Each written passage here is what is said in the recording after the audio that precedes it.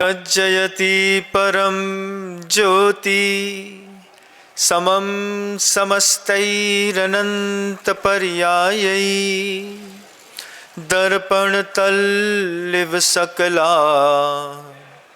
प्रतिफलति पदार्थमालिका यत्र गुरुवः पान्तनो नित्यं ज्ञानदर्शननायका चारित्रार्णव गंभीरा मोक्षमार्गोपदेशका। अहिंसा परमो धर्म की परम पूज्य आचार्य भगवंत गुरुदेव श्री विद्यासागर जी महाराज की, वर्तमान आचार्य परमेष्ठी गुरुदेव श्री समय सागर जी महाराज की, समस्त मुनि संघ की।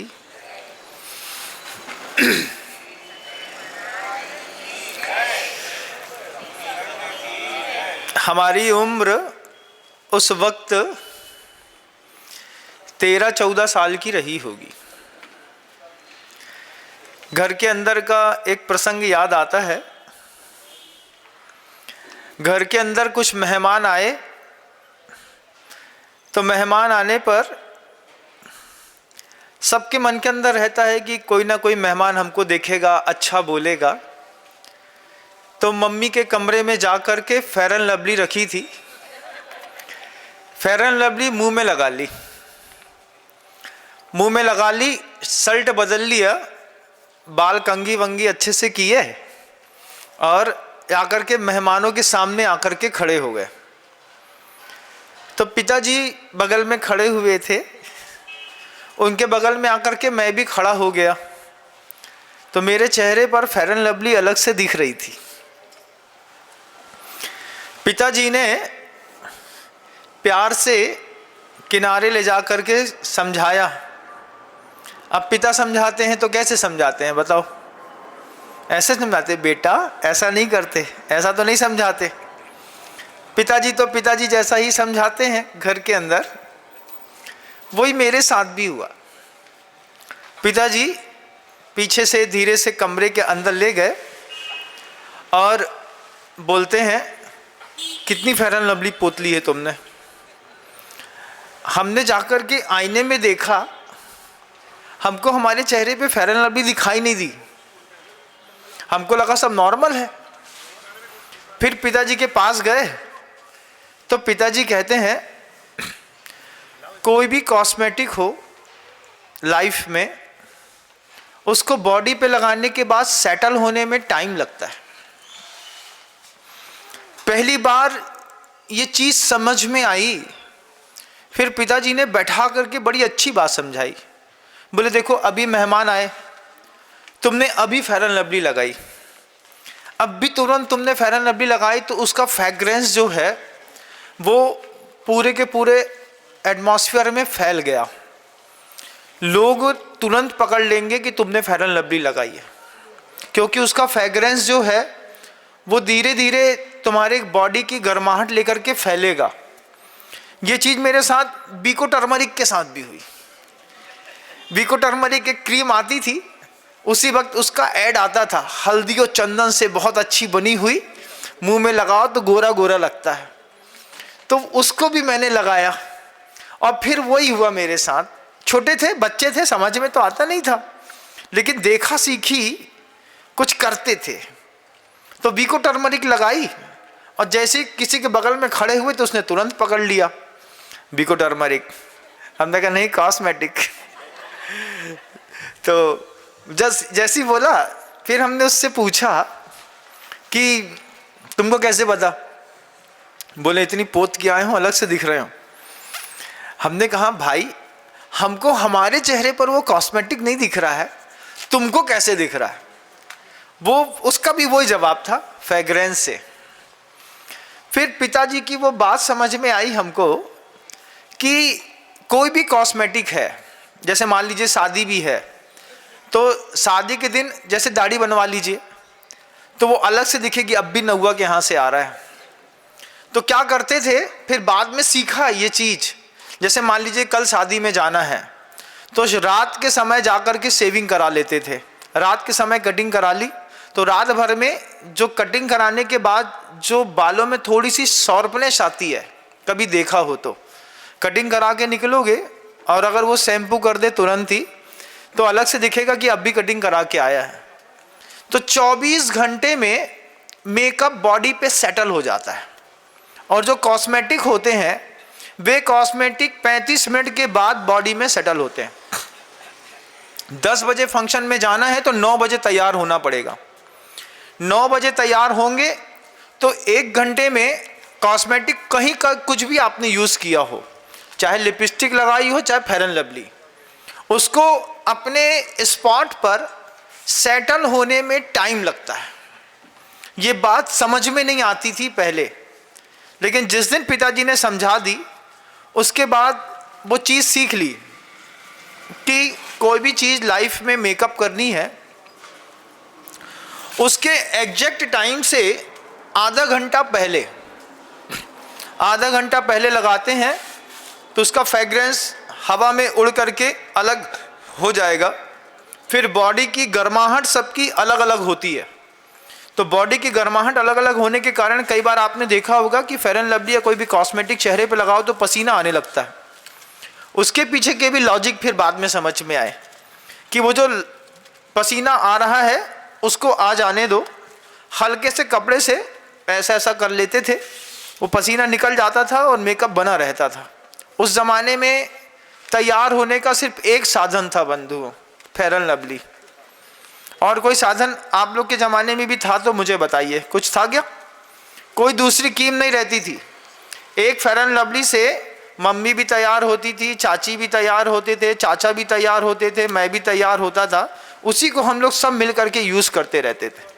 आज ज़माने ने बहुत तरक्की कर ली, शहनाज आ गई, आज ज़माना बहुत लग्जीरियस है, लेकिन ये चीज़ अभी तक बहुत सारे लोग नहीं सीख पाए होंगे कि लाइफ में कोई भी चीज़ जो हम बाहर से लाते हैं उसको सेटल होने में टाइम लगता है। मेकअप को सेटल होने में टाइम लगता है। आपने लिपस्टिक लगाई, तुरंत लगाएंगे अलग दिखेगा, 1 घंटे पहले लगाई है तो वो सेटल हो जाएगी। हमने फेयर एंड लवली लगाई, उसको सेटल होने में आधा घंटा चाहिए, उसका फ्रेग्रेंस पूरा उड़ जाएगा। उसके बाद बॉडी की गर्माहट के साथ उसको जितना सॉफ्ट होना है, जितना फैलना है, वो धीरे से सॉफ्ट होकर के फैल जाएगा। ये बात 14 साल की उम्र में पिताजी से सीख ली थी।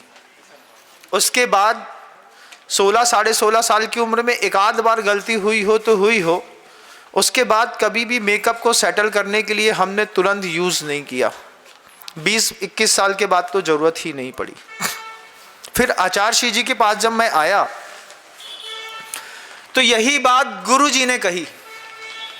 दीक्षा देने के बाद जैसे हम लोग की दीक्षा हो गई, उसके बाद गुरु जी बोलते हैं, देखो आप लोग सब समझदार हैं, पढ़े लिखे हैं, पढ़े लिखे होने के बाद भी इन महाव्रतों को लाइफ में सेटल होने में टाइम लगता है।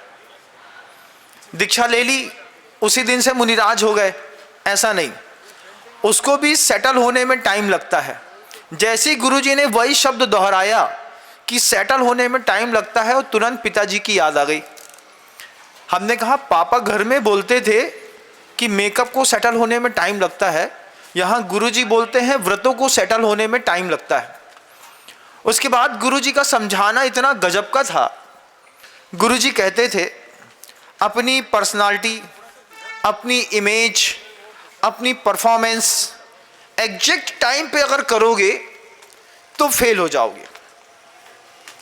आपके घरों के अंदर होता होगा, वैसे तो पुरुष प्राय करके गोल्ड नहीं पहनता, लेकिन सास आ जाए या ससुर आ जाए या साली आ जाए तो धीरे से क्या कहता है, एक चैन निकाल देना हमारी। और मान लो ससुराल जाना हो तो फिर 3 अंगूठी आप क्या करते हैं, अपनी उंगली में डाल करके एक चैन पहन करके जाते हैं। लेकिन वो गोल्ड भी आपकी बॉडी में सेटल नहीं होता। आप अलग चमकते हैं, आपका गोल्ड अलग चमकता है, तो दूर ही से समझ में आ जाते हैं। इतने काले हाथ में इतनी पीली अंगूठी 1.5 साल बाद पहनी गई है, इसके पहले नहीं। तो उसमें भी देखिए सीखने की चीज़ है, अगर बात समझ में आ जाए तो। उसमें भी कमाल होता है। जो लोग रेगुलर हाथों में अंगूठियां पहनते हैं, उन अंगूठियों की शाइन व्यक्ति की बॉडी की साइन के साथ सेटल हो जाती है।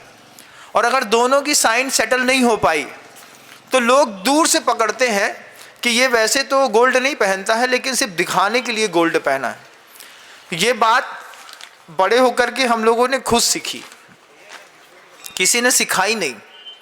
लेकिन आचार्य सिंह जी ने वो बात सिखाई कि तुरंत एग्जैक्ट टाइम पे आप कोई भी अपनी इम्प्रेशन या इमेज बनाने की कोशिश करेंगे, इमेज बिगड़ जाएगी।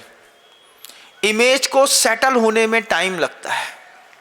घर के अंदर भी आज आपने हमसे कोई बात कही, हमने आपको नियम दे दिया, देखो एक काम करना, आज के बाद जो है तुम नियम ले लो कि तुम शुरुआत नहीं करेंगे। हाँ महाराज जी, आपकी बात मानते हैं, हम शुरुआत नहीं करेंगे झगड़े की। 3 दिन तक 4 दिन तक पैसेंस रखा और 5वें दिन जो है आपने ले दमादम फिर शुरू हो गए। बोले महाराज जी कुछ नहीं होता आपकी बातों से। 4 दिन तक करके देखा, कुछ नहीं हुआ, लोग जैसे थे वैसे ही थे। फिर जब मैंने डांटा तब जाकर के उनको समझ में आई। लेकिन आप भूल गए कि आप एक नई इमेज बनाने के लिए जा रहे हैं अपनी फैमिली के बीच में। उस इमेज को सेटल होने में टाइम लगता है। अब ये बात अपने जीवन में कई चीजों पर लागू करके देखिए। आप क्षमा करते हैं किसी को, उस क्षमा को सेटल होने में टाइम लगता है। आपकी दया, आपने कह दिया, किसी ने कह दिया 4 लोगों ने ये दयालु है, किसी के कहने से कैसे मान लूं? 10, 15, 20 लोग जब किसी व्यक्ति का एक ही इंप्रेशन देते हैं, तब मैं ये सोचता हूं कि देखो इसने अपने इंप्रेशन को सेटल होने में एक लंबा टाइम दिया होगा। 10, 12, 15 सालों से ये लगातार इसी तरीके के काम कर रहा होगा, तब जाकर के इसकी ये इमेज बनी है। तुरंत कोई इमेज बनाने की कोशिश मत करिए। आचार्य सिंह जी कहते हैं अपना परफॉर्मेंस बेस्ट बनाने के लिए रोज थोड़ी थोड़ी भी मेहनत करेंगे तो एक दिन आपकी इमेज सेटल हो जाएगी। अभी तक आपकी इमेज सेटल नहीं हुई तो किसकी हुई महाराज जी? 35 साल के ऊपर वाले जो लोग होते हैं ना, ये प्रायः करके 80% शुष्क हो चुके होते हैं। उनमें बदलने की, बदलाव की उम्मीदें कम होती हैं। उनका नेचर सेटल हो चुका होता है। कैसी कैसी जिंदगी रहती है। कुछ लोग स्वसम्मोहन वाली जिंदगी जीते हैं। स्वसम्मोहन की जिंदगी अभी मैं देख करके आया हूं कि मान लीजिए किसी ने बहुत अच्छा बंगला बना लिया। अच्छा बंगला बनाने के बाद उसको अपने बंगले से सम्मोहन है। कैसा? मेरा बंगला कितना बढ़िया बना है, मेरे बंगले में कितने सारे कमरे हैं, मेरे बंगले में गाड़ी खड़ी है। अब उसका एक ही उद्देश्य है, पकड़ पकड़ के लोगों को अपने बंगले में ला करके खड़ा करना। पकड़ के लाएगा, चलो हमारे घर में चाय पी के आना। यहाँ से आपको पकड़ेगा, अपने बंगले में ले जा करके खड़ा करेगा, बंगले में आपको अच्छे से चाय पिलाएगा, नाश्ता कराएगा, लेकिन स्वसम्मोहन से बाहर नहीं आएगा। आप भी ऐसे होंगे, हो सकता है आपके यहाँ भी ऐसा होता हो, कोई करता हो। घर के बुजुर्गों में प्रायः करके स्वसम्मोहन की आदत रहती है, अपना अपना दिखाने की आदत। ये आपकी पर्सनालिटी डैमेज करती है। कई लोग ऐसे होते हैं जो स्वसम्मोहन वाली जिंदगी जीते हैं, लेकिन वो भूल जाते हैं कि किसी भी इंप्रेशन को सेटल होने में टाइम लगता है। आपके मन की दया, आपके मन की करुणा, आपके मंदिर जाने का भाव, आपके पुजारी होने का भाव 2 दिन, 4 दिन, 6 दिन, 8 दिन, 10 दिन कर लिया, उसके बाद 11वें दिन आपने अपना ओरिजिनल रूप दिखाया, जिस पे आपको अत्यधिक विश्वास होता है। अंतिम समय में आप उसी शक्ति का प्रयोग करते हैं। आप बोलते हैं अहिंसा परमो धर्मा, मैं सुनता हूं आपकी इस बात को, अहिंसा परमो धर्मा, लेकिन अंतिम समय में हिंसा परमो धर्मा काम आता है कि अहिंसा? बताइए मुझे। बच्चे को समझा रहे थे, बहुत प्यार से 4, 5, 7, 10 मिनट तक बोला, मन के अंदर विचार याद में आ रहा था। महाराज जी कहते थे बच्चों से तेज नहीं बोलते, तेज नहीं बोलते।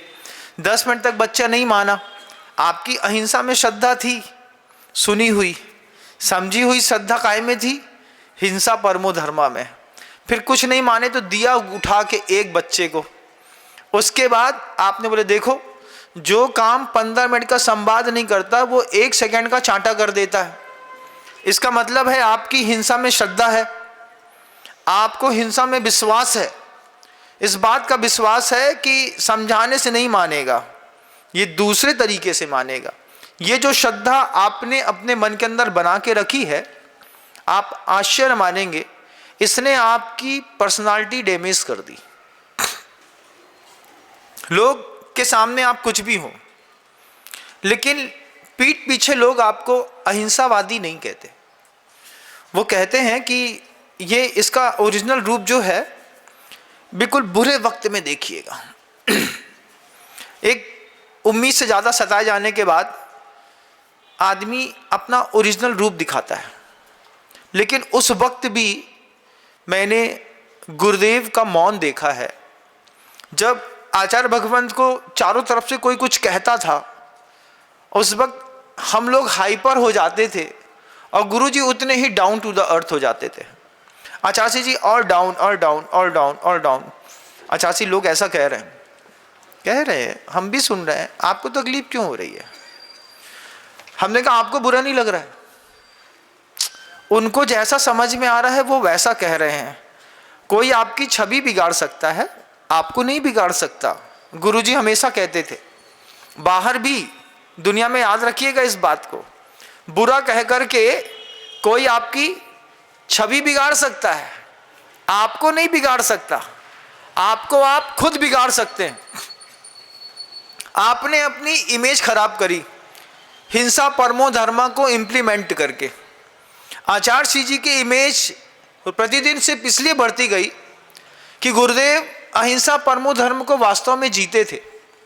जब कभी भी उनके किसी प्रकल्प के बारे में कोई निगेटिव न्यूज़ लोग फैलाते थे, आचार्य जी कभी हाइपर नहीं हुए बंधु, उन्होंने और शांत होते चले गए। अभी भी हमने यहाँ पर देखा कुछ लोग ऐसे हैं जो एंटी सोशल पर्सनालिटी हैं। एंटी सोशल पर्सनालिटी का काम है सिर्फ निगेटिव फैलाना, अरे कुछ नहीं होता है, अरे कुछ नहीं होता है, अरे कुछ नहीं होता है। ऐसे अभी एक सज्जन हमको रास्ते में मिले थे, वो सिर्फ उल्टी बातें ही कर रहे थे। हमने कहा, आचार्य जी बोलते थे एंटी सोशल पर्सनालिटी होती है, ये सामने वाला एंटी सोशल पर्सनालिटी है। मैं 4 महीने से मेहनत करके उसको मैंने गिव अप करके तैयार किया है, ये बोल रहे हैं कुछ नहीं होता है। लेकिन उनको जब सही जानकारी दी गई तो उनको लगा कि हमने 4 महीने तक एक पवित्रतम क्षेत्र की इंप्रेशन खराब करके कर्म का बंद किया है। कोई मंदिर बनता है, कोई साधु खड़ा होता है, कोई श्रावक खड़ा होता है, मंदिर के अंदर कोई पुजारी खड़ा होता है नया, वो आप लोगों की छोटी सी गलती से टूट जाता है। एंटी सोशल पर्सनालिटी मंदिर के अंदर भी काम करती है। 22 साल का कोई लड़का है और मंदिर के अंदर पहली बार धोती दुपट्टा पहन करके पूजा करने आ गया। उसको महाराज जी ने समझाया होगा, बेटा पूजा करनी चाहिए, जाना चाहिए। वो धोती दुपट्टा पहन करके संकोच में आया, उससे धोती नहीं संभल रही, और आपने पहली बार में उसके ऊपर हंस दिया। जे एक नए पुजारी पैदा हो गए जे और आ गए। उसके कान में बात चली गई।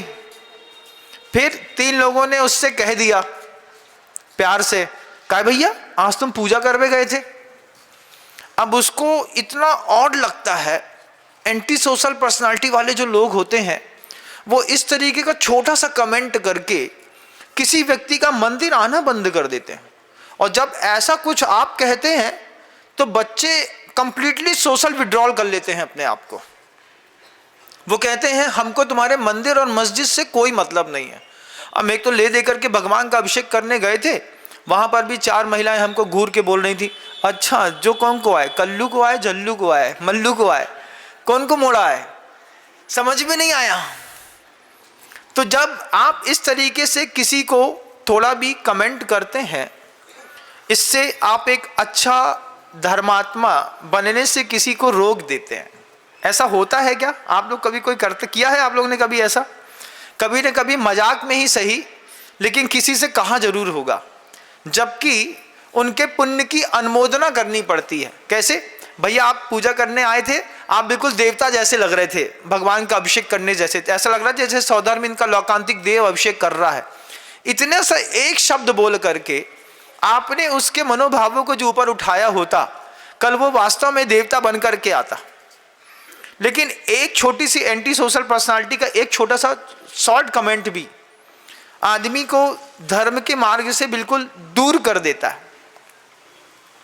गुरुदेव के पावन पवित्र प्रकल्पों में कितने सारे लोग हैं जो इस तरीके का काम करते हैं, जो बार बार इस चीज को फैलाते हैं कि अरे कुछ नहीं हो रहा है, कुछ नहीं हो रहा है, कुछ नहीं हो रहा है। उन्होंने वास्तव में जाकर के उस स्पॉट को देखा भी नहीं होगा जहां पे काम हो रहा है, लेकिन वो कहते हैं कुछ नहीं हो रहा है।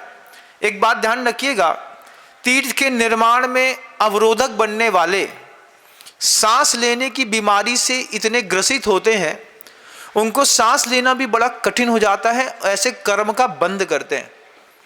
किसी के धर्मात्मा के, धर्मायतनों के, देवशास्त्र गुरु के विकास के लिए अगर आपने विपरीत माहौल या विपरीत भूमिका बनाई है, आपको सांस की बीमारी जरूर होगी। इस बात ध्यान रखिएगा, आज नहीं तो कल होगी। कोई कर्म ऐसा फलेगा कि जीना तो चाहोगे लेकिन जी नहीं पाओगे। आचार्यों ने इसका सख्त विरोध किया है। कोई दान देता है, हम उसको धीरे से ऐसा खींचते हैं, काय को जल्दी कर रहे, आधो बनन दो फिर देखेंगे। आधे बनने के बाद तुम्हारे देखने लायक कुछ रहेगा नहीं, जो मिलेगा अभी मिलेगा। लेकिन अगर आपने किसी को दान देने से खींचा है, किसी को धर्म करने से खींचा है, ये एंटी सोशल पर्सनालिटी आपने अपनी लाइफ में कैसे और कब डेवलप कर ली है आपको पता भी नहीं है।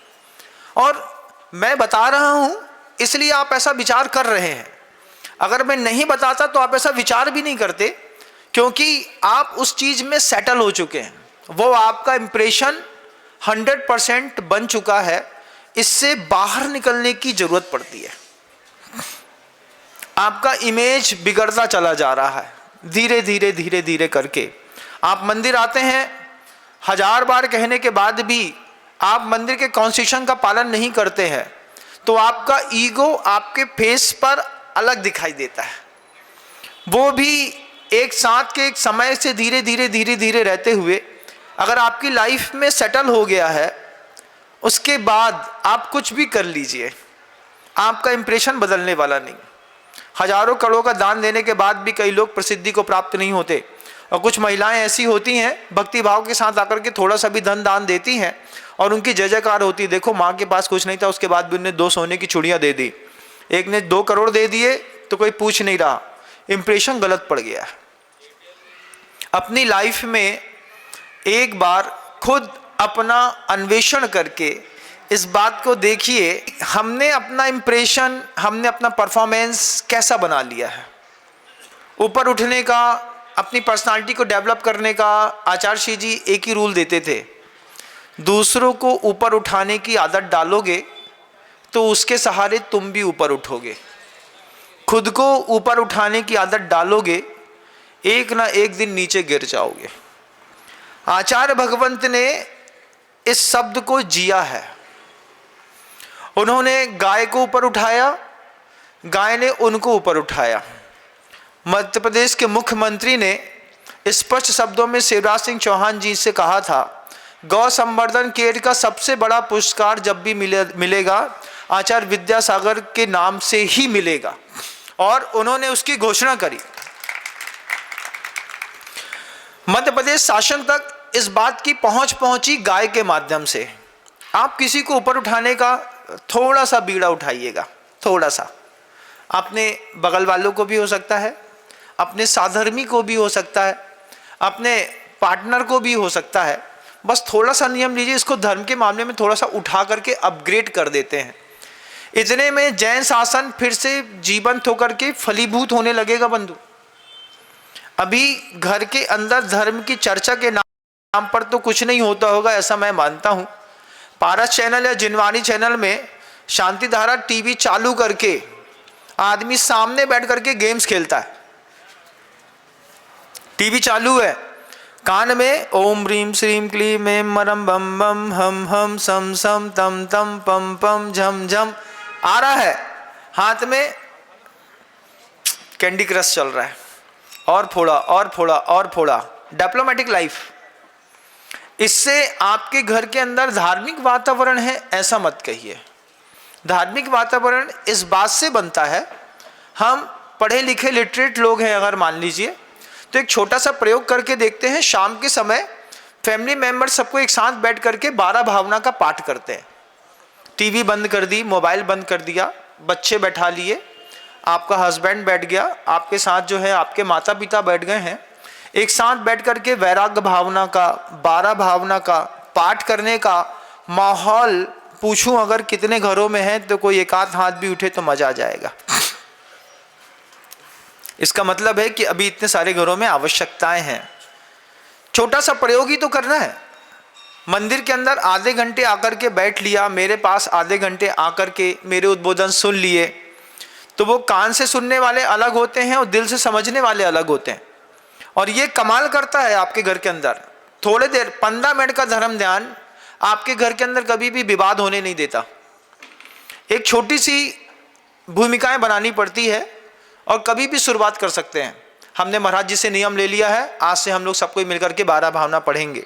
घर में जाकर के बोल दिया, शाम को 8 बजे, 8:30 बजे, 9 बजे, 9:30 बजे, मान लीजिए आप रात में 9 बजे के बाद घर के अंदर आते हैं तो चलो बेटा 12 भावना पढ़ेंगे। अब सुबह वाइफ से डिस्प्यूट हुआ होगा, बच्चों से थोड़ा सा हॉट टॉक हुआ होगा, लेकिन हमारे घर का अगर रूल है कि हम शाम के समय सभी लोग मिलकर के 12 भावना पढ़ेंगे, इस बहाने फैमिली मेंबर्स एक दूसरे को करीब से बैठ करके देख तो सकते हैं। होता है कि नहीं? कब बैठे थे पापा के बगल में बताओ, याद नहीं होगा। दूर से बात करते हैं, इतनी 15 फीट की दूरी से बात करते हैं एक दूसरे से सबसे, लेकिन बैठ करके करीब से एक दूसरे को देखने का जो सुख होता है उससे हमारे कसाय के परिणाम शमित होते हैं। सिर्फ मंदिर और मंदिर से जुड़ी हुई चीज़ें धर्म के लिए हैं ऐसा नहीं है, वो आपके पारिवारिक सामंजस्य को भी ऊपर उठाने के लिए धार्मिक माहौल घर के अंदर अगर आपने बनाया है, इसका बहुत बड़ा फर्क पड़ता है। अभी यहाँ पर 2-3 लोगों ने हाथ उठाया कि हमारे घर के अंदर पाठ होता है, उनके अंदर घर के अंदर का माहौल बिल्कुल अलग होगा। आपके घर के अंदर कभी ऐसा माहौल नहीं है तो एक बार बनाने की कोशिश करिएगा। एंड्रॉयड का माहौल होगा, टीवी का माहौल होगा, डीजे का माहौल होगा, लेकिन स्त्रोत पाठ का कोई माहौल नहीं है। छोटा सा नियम चॉकआउट करके अपने यहाँ पे चिपका दीजिए।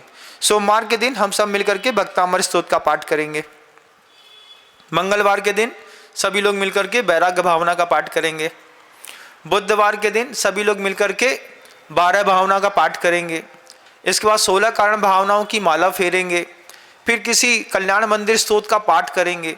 अगर एक चैप्टर सिलेबस भी बना लिया है 7 दिन का और अपने फैमिली मेंबर्स में सबको बुला करके शांति से अगर हम स्तोत्र पाठ भी कर रहे हैं 15 मिनट का, मंदिर का 1 घंटे का धर्म ध्यान, 15 मिनट का घर का धर्म ध्यान, 15 मिनट का भारी पड़ेगा, बहुत अच्छा लगेगा आपको। कभी प्रयोग करके देखिएगा। इससे आपका दिमाग और आपके फैमिली का दिमाग की ट्यूनिंग, अलाइनमेंट एक जैसा जम जाएगा, कोई चक्का फूटेगा नहीं। 4 गियर वाली गाड़ी में पहले तो सिर्फ आगे के 2 चक्कों में अलाइनमेंट कराना पड़ता था, अब पीछे भी अलाइनमेंट कराना पड़ता है।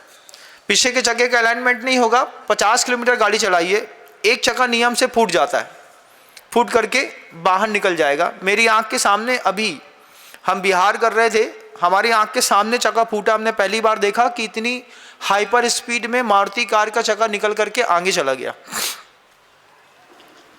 अलाइनमेंट के लिए धर्म ध्यान 15 मिनट का मात्र घर के अंदर, आपको बहुत अच्छा लगेगा। ये इससे मुझे कुछ मिलने वाला नहीं है। गुरुजी कहते थे कि दूसरे के ऊपर उठाने के रूल्स खुद बनाओ, तैयार करो। आचार्य भगवंत ने हम लोग को कहा, हम लोग रात में 9, सवा 9 बजे सो जाते थे, तो आचार्य जी बोलते 9 बजे नहीं सोना चाहिए। तो कहा गुरुजी से कि आचार्य जी नींद तो आती है, प्रमाद बहुत आता है। बोले 9 बजे 12, 14 साधु एक साथ मिलकर के पाठ किया करो। तो 9 बजे पाठ करोगे तो 10:15 बजे रात तक पाठ होगा, फिर 10:15 बजे रात को सो और 2:45 बजे उठ जाओ। तो आचार्य भगवंत का तो नियम था, वे 10:15, 10:30, 10:15, 10:30 से पहले कभी नहीं लेटे। हम लोग से कहते थे, हम लोग इस चीज़ में प्रमाद करते थे, समायिक कर ली, सत्वेषु मैत्री का एक 12 भावना का पाठ कर लिया और लेट गए। लेकिन आचार्य भगवंत के साथ रहते थे तो रात में 450 गाथाएं गुरुदेव हमेशा समय सार की, जिनको याद रहती थी वो पढ़ते जाते थे, वो सुनते चले जाते थे, और 10:15, 10:30 देखते देखते बच जाता था।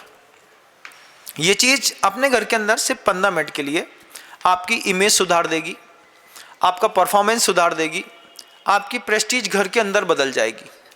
अभी अगर मान लीजिए परिवार के लोग एक दूसरे से भागते होंगे, थोड़ा बहुत तो भागते ही होंगे, ऐसा तो होता ही है हर घर में, इतने तो शरीफ नहीं है अपन लोग कि हमारे घर का फैमिली मेम्बर सब साथ में मिलकर के भोजन कर लें। ये तो दिन खत्म हो गए ना। थोड़ा बहुत तो जेनरेशन गैप एक दूसरे के बीच में आ ही जाता है।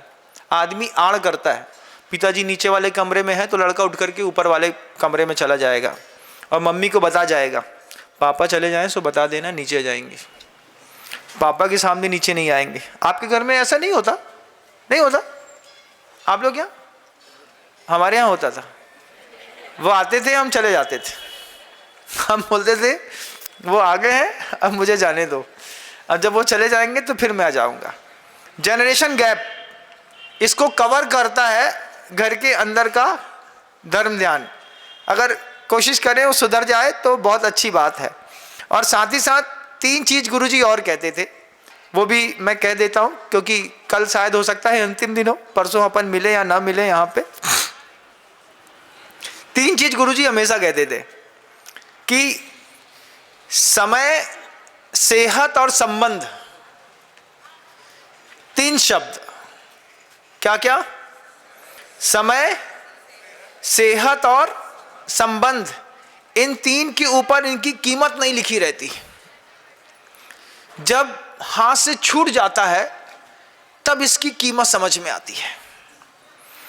समय, उसके ऊपर कीमत नहीं लिखी है, जब वो हाथ से निकल जाएगा तब उसकी कीमत समझ में आएगी।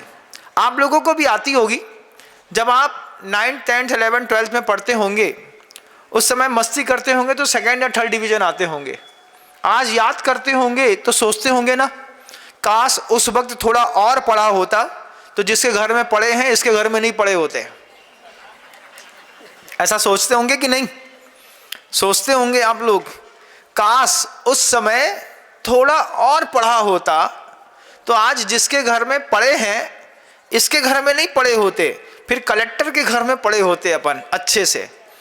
तो जब समय निकल जाता है तब गुरुवर कहते थे कि समय निकलने के बाद ही समय की कीमत पता चलती है। अभी सेहत बहुत अच्छी है ना, तो सेहत की कीमत पता नहीं है।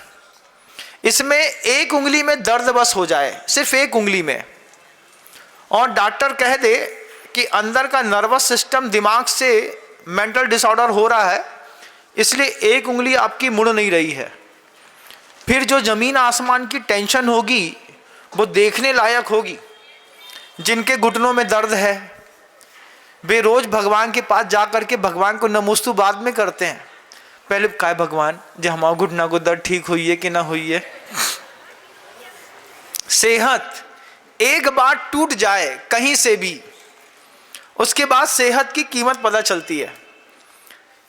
समय एक बार निकल जाए हाथ से, उसके बाद समय की कीमत पता चलती है।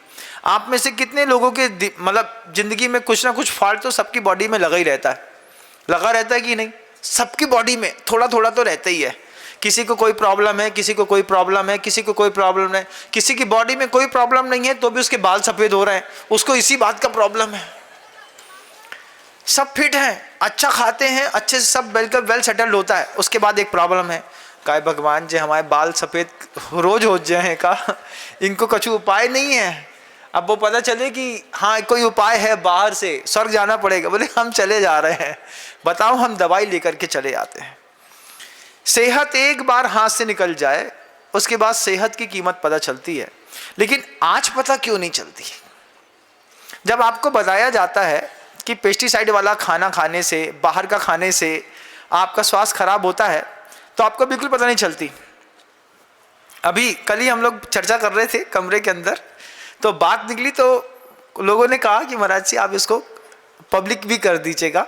तो मैं आपको बता देता हूँ, हम लोग एक सागर के पास एक गांव है बेगमगंज, आपने नाम सुना होगा। तो उस बेगमगंज में थे, बेगमगंज से हम लोग जा रहे थे गैरतगंज, बीच का रास्ता पड़ता है।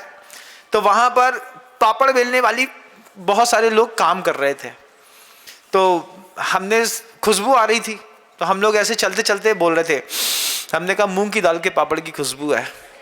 तो बगल वाला कहते नहीं उड़द के दाल की भी है। तो आगे चल के थोड़ी देर आगे चले, उसने कहा लहसुन के पापड़ की भी खुशबू आ रही है। 3 4 5 खुशबुएं मिक्स होकर के आ रही थी। जब हम लोगों ने उसकी पापड़ की फैक्ट्री देखी तो हम लोगों ने क्या गजब की चीज देखी कि पापड़ में जो खार होती है ना, खार समझते हो? क्या समझते हो? वो जो केला का पेड़ होता है ना, वो केले के पेड़ की जो डंठलें होती है ना, उसको धूप में पहले सुखा देते हैं। सुखाने के बाद उसको जलाते हैं। जब वो पूरा जल जाता है तो उसमें तीखापन रहता है। फिर उसको जो राख होती है, उस राख को पानी में फुलाते हैं 2 दिन। उसके बाद फूलने के बाद उसको छानते हैं। छानने के बाद पानी में केले का तीखापन आता है, पत्ते का, और उस तीखेपन से जब मूंग को आटे को उसनते हैं या फिर उड़द का आटा उसनते हैं और फिर जब उसको बेलते हैं तो फिर पापड़ में थोड़ा सा स्पाइसी तीखापन आता है खार का। वो केला की होती ना, और काय की होती, कुछ और एक आध किसी और की भी होती हो तो मुझे पता नहीं है। हाँ, राजगीर के पेड़ की। अच्छा, ये राजगीर के पेड़ की भी खार बताते हैं। हमारे घर में केला के खार का वो चलता था। तो घर के अंदर का पापड़ होता है तो वो केला की खार होती है, राख से उसको पानी बनाते हैं और बनाने के बाद फिर उसको उसमें पापड़ बनाते हैं और घर के अंदर बन के तैयार हो जाते हैं। लेकिन जो बाजार में खार मिलती है ना, वो केले की खार नहीं होती है। वो काय की होती है? आप आश्चर्य मानेंगे, ह्यूमन बॉडी जो होती है ना, मुर्दा जलाने के बाद जो राख बचती है उसमें भी वैसे ही टेस्ट और तीखापन आता है। तो कई बार बाहर के जो पापड़ बेलने वाले होते हैं वो खार के नाम पर मुर्दे की राख का पानी में डाल करके फुलो करके तीखापन ला करके उसमें भी आटा उसन करके और फैक्ट्री वाले सप्लाई कर देते हैं, लोगों को पता तक नहीं चलता। बाजार का जो पापड़ खाते होंगे कुर्रम कुर्रम, है ना, किसी की दुकान के अंदर पापड़ रखा हुआ है तो उसमें जो तीखापन आया है वो तीखापन कहाँ से आया है एक बार पता करिएगा। अगर पता चल जाए, बाजार में मिलने वाली खार कभी भी जैन समाज के घर में नहीं आती थी। कोई कहता था बाजार की खार ले आओ भैया। अब बाजार की खार में ये डाउट रहता था कि ये राख खार जो है वो काहे की है, मतलब काय की बनाई है। अब उसने तो कह दिया हाँ केला के डंठल की है। तुमने देखने गए क्या? नहीं गए। हमने निमाड़ में जाइएगा, यही बगल में ही आपके यहाँ है ना, महेश्वर मंडलेश्वर का जो पूरा बेल्ट है। तो महेश्वर से हम लोग मंडलेश्वर जा रहे थे, तो बीच में जैन साहब का करीब 140 एकड़ से ऊपर का केले का पूरा फार्म हाउस था। वो केला प्रोडक्शन करते हैं। हमने उनसे पूछा इसकी खार वगैरह, बोले कुछ नहीं, खार वार कुछ नहीं, सीधा सीधा फसल निकाली और पूरा ट्रैक्टर चला करके डिस्ट्रॉय किया और नई फसल ला करके खड़ी कर दी। तो जो बाजार के पापड़ खाते हैं ना, खाने वाले जो भी खाते होंगे, छोटी छोटी चिप्स खाते होंगे, उसमें थोड़ा सा तीखापन आता है, वो किसी केमिकल का नहीं रहता। बाजार के पापड़ों में प्रायः करके जले हुए शव की राख की खार बना करके और उससे ही पापड़ बना करके आप लोगों को खिला देते हैं। अब आप बोलेंगे अरे महाराज जी ऐसा नहीं होता होगा। आप डाउट में हैं कि क्लियर है?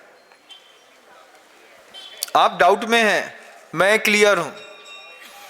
हमको जब तक कोई बात कंफर्मेशन पता नहीं चलती हम माइक से नहीं बोलते। हम इसलिए नहीं बोलते कि जनता हमको, बाहर सुनने वाली जनता बहुत कॉन्शियस होकर के सुनती है। उसको सतर्क करना, उसको सुरक्षित रखना हमारी जवाबदारी है। बाजार के जितने भी पापड़ होते हैं इसमें से मैक्सिमम पापड़, मैं 80% पापड़ मान लेता हूं, ऐसे होंगे जिसमें मुर्दे के शव की राख को उठा करके कलेक्शन करके प्रॉपर छान करके, इसके भी बहुत बड़े कारोबार हैं। जब मैं बिरसिंहपुर पाली प्रोजेक्ट, यहाँ पर एनटीपीसी का प्लांट लगा हुआ है पाली में, वहाँ से निकलता हूँ तो थर्मल पावर स्टेशन है वो, उसकी पूरी फ्लाइंग ऐश पूरी सीमेंट फैक्ट्रियों में जाती है, तो बिल्कुल राखड़ पूरी सैक हो जाती है प्लांट से और पूरी की सीमेंट बन जाती है। ऐसे ही जो शव की राखें होती हैं इनका भी कारोबार है। जब बालाजी में जाकर के बाल कटा करके आते हैं तो क्या बाल फेंक दिए जाते हैं? उनके बारे में तो पता होगा ना कि इसका कारोबार विदेशों में विग बनाने में आता है। जितना पता है उतना तो पता है, और जो नहीं पता है उसको कब पता करेंगे। अब मान लो अभी घर के अंदर बाजार के पैकेट का पापड़ खोलो, अच्छी लहसुन की खुशबू आ रही है, उसके तल लिया, पता चला शुद्ध तेल में मुर्दे की राख का पापड़ उसन करके तुमको खिला दिया और तुमने खा भी लिया। अरे महाराज जी उसमें क्या है, राख तो शुद्ध होती है, ऐसा बोलते हैं लोग, जलने के बाद सब शुद्ध होता है। ऐसा अगर आपकी मानसिकता है तो कोई बात नहीं, हम महाशिव के भक्त होंगे तो आप राख खा सकते हैं, इसमें तो कोई बड़ी बात नहीं है। लेकिन प्रायः करके ये सारी चीज़ें अशुद्ध होती हैं, जब शरीर पर इसका दुष्प्रभाव पड़ता है और फिर बड़ी बड़ी बीमारियां होती हैं, और जब डॉक्टरों के यहाँ जाकर के पता चलता है कि इस बात के 12 लाख लगेंगे, इस लाख के 8 लाख लगेंगे, एक सिटी स्कैन करा लो बस एक बार, 12-14 हज़ार हाथ से तुरंत खिसक जाता है। फालतू में बैठे बैठे का एक लफड़ा सामने खड़ा। लेकिन सेहत की कीमत कब पता चलती है? जब सेहत हाथ से निकल जाती है। अमित ने 1000 कोशिश करी होंगी आपके इंदौर के कि उसका तबला कम हो जाए, लेकिन उसका तबला कम नहीं हुआ। वो भी हमसे यही कहते हैं, बोले महाराज लाख कोशिश कर लो, एक बार दुबले से मोटे हो गए, मोटे होने के बाद बैक लेना बड़ा मुश्किल है। आचार्य भगवंत कहते थे समय, सेहत और संबंध एक बार हाथ से निकल जाए, उसके बाद तीनों की कीमत सबसे ज़्यादा नजर आती है, और तीनों में कीमत लिखी नहीं होती। बरौनी वाली से जो आपके संबंध हैं इसकी कीमत कुछ नहीं है, जब तक अच्छे चल रहे हैं तब तक तो 1200 की है, और जिस दिन बिगड़ जाए उसी दिन कितने की कीमत है। अरे रेखा तुम काय को चिंता कर रही, हम तो हैं। हाँ जे ले लो, एक पायल बिछिया ले लो, लेकिन तुम काम में आओ। क्यों? क्योंकि संबंध बिगड़ने के बाद संबंध की कीमत समझ में आती है, सेहत बिगड़ने के बाद सेहत की कीमत समझ में आती है। तो पहले से सावधान रहिएगा। अभी न्यूज एंड इवेंट्स में, करंट अफेयर्स में जो डॉक्यूमेंट्स रिलीज़ किए हैं उसने सबसे बड़ी बात बताई है कि कॉस्मेटिक के मामले में बालों में लगाने वाले हल्के कॉस्मेटिक जिससे आप बाल काला करते हैं, इससे आँख के रेटिना का कैंसर होना शुरू हो गया है। बालों में डाई लगाते हैं, उस डाई का असर, जब डाई सेटल होती है, कोई भी चीज़ है ना कॉस्मेटिक है सेटल होगी, जब डाई सेटल होती है बॉडी के अंदर तो उसके हाइड्रोजन से आँख के रेटिना का कैंसर होना शुरू हो गया है।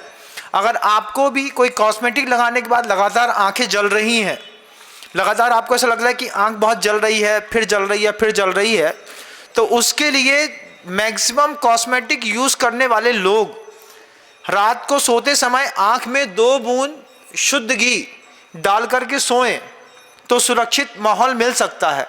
अगर आपने इसका प्रयोग नहीं किया है तो इट मे बी पॉसिबल कि आपकी लगाई हुई डाई से आपकी आँख के रेटिने का कैंसर हो सकता है, या फिर आपने कभी अपने सिर में कभी चेक करके देखिएगा छोटे छोटे काले काले धब्बे हो रहे हैं क्या। बुजुर्गों में देखिएगा काले काले चित्थे पड़ना शुरू हो जाते हैं अचानक। वो अचानक नहीं होते हैं, वो कैंसर की प्राथमिक स्टेज है। पहले वो स्किन थोड़ी सी तिल के जैसी दिखाई देगी, फिर उसमें थोड़ी सी डॉट्स बनेंगे, फिर उसके बाद वो एक दिन उखड़ जाएगी। उसके बाद जब आप उसकी बायोप्सी कराएंगे तो पता चलेगा कि स्किन का कैंसर हो गया है। इसके लिए सबसे पहला कारण बन रहा है बालों में लगाने वाली डाई। लगाने से पहले, चूंकि जीवन आपका है, लेकिन वो जिन शासन के लिए ज़रूरी बहुत है। लगाने से पहले सिर्फ एक बार कंफर्मेशन कर लीजिए कि इसमें ऐसा कोई भी हार्मफुल कंटेंट नहीं है जिससे हमारा स्वास्थ्य खराब पड़ता होगा। क्योंकि बहुत सारे प्रोडक्शन ऐसे भी आना शुरू हो रहे हैं, कंपनियां ला रही हैं जिससे मानव के ऊपर बिना प्रयोग किए, किसी जानवर के ऊपर भी बिना प्रयोग किए उन्होंने ऐसे संसाधन बनाए हैं जिससे आपका सौंदर्य विकसित हो सकता है। क्योंकि कोई भी कॉस्मेटिक है बॉडी में एक बार सेटल हो जाता है, आप 1000 कोशिश करिएगा निकालने की, निकलता नहीं है। सेहत हाथ से छूटेगी, फिर सेहत की कीमत पता चलेगी। और संबंध जब हाथ से छूट जाएगा तब संबंध की कीमत पता चलती है। जब तक हस्बैंड वाइफ के बीच में अच्छा था, जब तक भाई भाई के बीच में अच्छा था, जब तक पिता पुत्र के बीच में अच्छा था, तब तक ना भाई याद आता था, ना पिता याद आता था, ना पति याद आता था। जिस दिन डिटैचमेंट हो गया उस दिन से 24 घंटे के लिए वो दिमाग में घूमता है। जिससे भी आपका डिटैचमेंट हुआ होगा दिमाग में घूमता है कि नहीं? सबसे अच्छे संबंध हैं, बस इन्हीं से नहीं है। कैसे बनेंगे? संबंध एक बार खराब होने के बाद ही संबंध की कीमत पता चलती है। इसके लिए एक छोटा सा उपाय अपनाइएगा कि शुरुआती दौर पे 5 मिनट भी अगर मौन रह लिया तो संबंध की सुधार की 80% संभावनाएं बढ़ जाएंगी। वो सामने वाला हाइपर है तो आप थोड़ा सा मौन रहना सीखेंगे, बाद में तो मौके मिलते रहते हैं। जब आदमी का डाउन हो जाता है ना, फिर कमरे के अंदर अच्छे से उतारो उसको। समझते क्या हो तुम अपने आप को, लेकिन सबके सामने मत उतारो। सबके सामने उतारने पर भी बातें बिगड़ जाती हैं। 3 चीज़ें ये याद रखिएगा। एक चीज़ और याद रखिएगा कि सेटल होने में टाइम लगता है, तो दया, क्षमा, करुणा, इसको भी लाइफ में सेटल होने में टाइम लगता है। एक दिन के पानी छानने से तुम धर्मात्मा नहीं बन जाओगे, लेकिन रोज पानी छानते छानते एक दिन जरूर धर्मात्मा बन जाओगे। एक दिन की क्षमा से तुम्हारी धार्मिकता सिद्ध नहीं होगी, लेकिन प्रतिदिन थोड़ी थोड़ी क्षमा करते करते करते लोग तुमको भी पार्श्वनाथ के बराबर उपमा देने लगेंगे कि वो उपसर्ग करता रहता है और ये क्षमा करते रहते हैं। दुनिया में हो या दिमाग में या फिर बॉडी पे, कोई भी चीज़ को सेटल होने में टाइम लगता है। आप कितना सेटल हो पाए हैं, आप कितना दूसरे को सेटल कर पाए हैं, अन्वेषण करिएगा। शब्दों को विराम देता हूँ। गुरुदेव श्री विद्यासागर जी महाराज। जा वाणी के ज्ञान से सूझे लोकालोक, सो वाणी मस्तक नमु सदा देत हूँ दो। हे जिन वाणी भारती तो हे जपो दिन रैन, जो तेरी शरणागहे सो पावे सोचे।